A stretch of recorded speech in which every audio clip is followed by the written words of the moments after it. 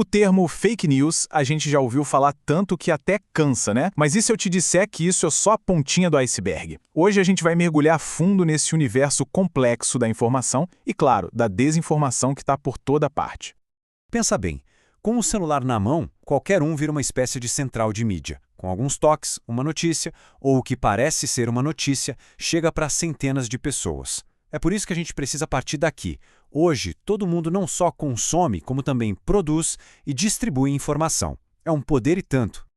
E essa capacidade de criar e compartilhar tudo na hora nos joga bem no meio do olho do furacão, sabe? Uma verdadeira tempestade de informação.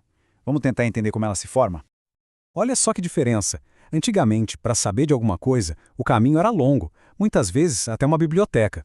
A informação era um bem raro. Hoje a gente vive num dilúvio, numa avalanche de dados. O desafio mudou completamente. Não é mais achar a informação, mas sim conseguir respirar e não se afogar nela. Como é que a gente separa o que importa do que é só ruído?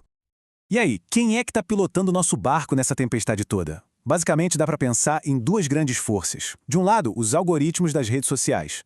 Eles são tipo um editor invisível que decide o que a gente vai ver com base no que ele acha que a gente quer ver. Isso acaba criando nossas famosas bolhas. E do outro lado tem uma força talvez ainda mais poderosa, as nossas próprias emoções. Medo, raiva, indignação, alegria, são elas que muitas vezes mandam no nosso clique e no botão de compartilhar. Mas antes da gente sair culpando só a tecnologia, é bom dar um passo para trás. A desinformação tem muitos rostos, muitas formas. E a verdade é que essa prática é bem mais antiga que a internet. Dá uma olhada nessa linha do tempo. Lá em 1835, inventaram que tinha vida na Lua, tudo para vender mais jornal. Um século depois, em 1938, uma transmissão de rádio sobre uma invasão alienígena, a Guerra dos Mundos, causou pânico de verdade, mesmo sendo ficção. E claro, a propaganda que a gente viu no século XX, moldando opiniões e até o destino de nações. A tecnologia muda, mas a intenção de manipular, pelo visto, continua a mesma. E isso nos leva a uma ideia central, uma frase que vale a pena guardar para a vida. Se é fake, não pode ser news. Simples assim. Notícia, por definição, tem compromisso com a verdade, com os fatos. Fake news, na verdade, é um termo que nem faz sentido. É essencial separar uma coisa da outra para começar a botar ordem no caos. E aqui o contraste fica bem claro. De um lado, o conteúdo fake. Ele grita, ele é sensacionalista, ele mexe com as emoções e quase sempre termina com um compartilhe. Do outro lado, a notícia de verdade. Ela é mais sóbria, apresenta os fatos, tenta mostrar mais de um lado e, o mais importante, se baseia em evidências que podem ser checadas. Ok, vamos para um caso prático. Olhem bem para essa manchete. Parece uma notícia normal, né? Algo que a gente veria num portal de notícias. Mas aí vem a pergunta de $1 milhão. Isso é verdade? E aqui está a sutileza da coisa. As imagens eram reais, sim. O problema não era a foto, mas a história que ela foi usada para contar. Uma história que não era a original. Isso tem nome, contexto enganoso. Não é uma mentira deslavada, o que torna tudo ainda mais perigoso e difícil de perceber. Vamos para outro exemplo bem diferente. Centros cirúrgicos serão instalados em supermercados. Soa completamente absurdo, né? Mas e aí, no meio de tanta coisa bizarra que a gente vê todo dia, será que isso poderia ser verdade? A resposta aqui é que era uma piada. Veio de um site de humor, era sátira. Mas qual é o perigo? Uma piada fora do seu contexto original pode virar um problema. Quando alguém copia e cola só essa manchete num grupo sem a fonte, ela perde a graça e pode sim virar desinformação pura. Tá, mas o que leva alguém a criar ou espalhar esse tipo de coisa? As motivações variam muito. Tem gente mal intencionada que quer enganar mesmo. Tem os que só querem cliques e dinheiro. Tem os que querem te convencer de uma ideia. E talvez o grupo mais complicado, as pessoas que agem com boas intenções, que compartilham algo no impulso, achando de verdade que estão ajudando ou alertando sobre um perigo.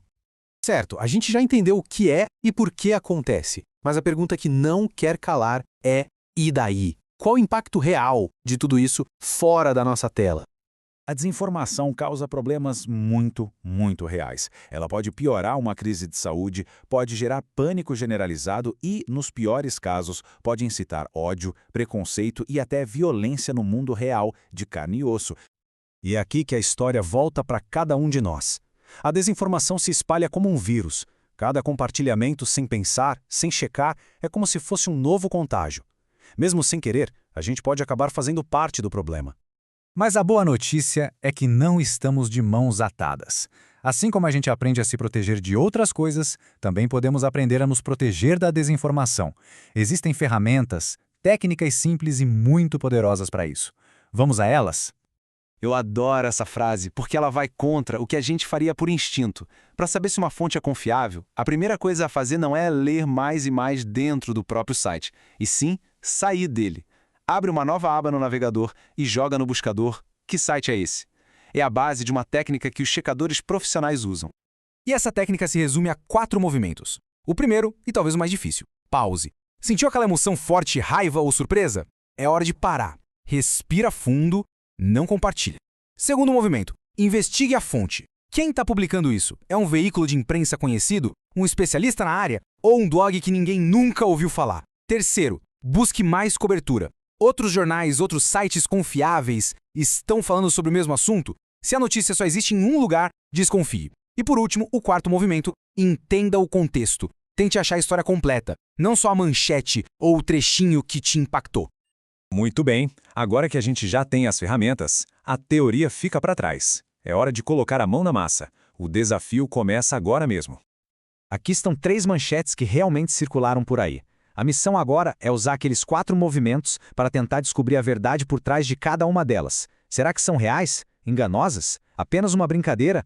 A investigação está aberta. E isso nos leva à pergunta final, a mais importante de todas. Da próxima vez que um conteúdo chocante, inacreditável ou revoltante aparecer na sua frente, antes daquele impulso de compartilhar, fica a reflexão. Qual vai ser o próximo passo? Pausar?